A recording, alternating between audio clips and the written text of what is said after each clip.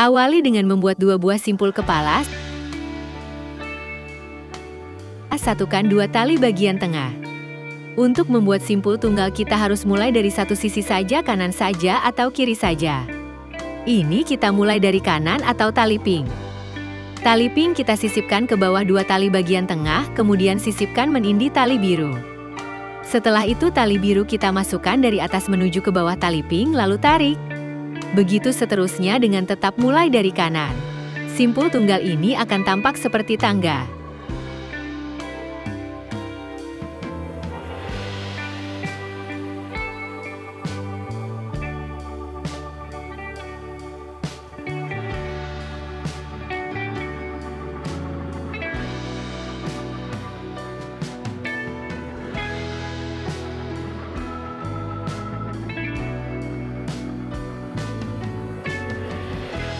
Selanjutnya simpul ganda, diawali dengan membuat 2 buah simpul kepala.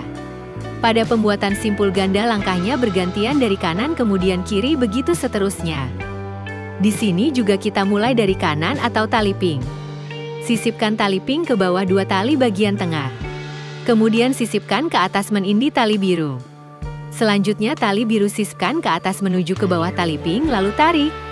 Langkah selanjutnya gantian dari kiri dengan teknik yang sama, atau patokan dari tali pink.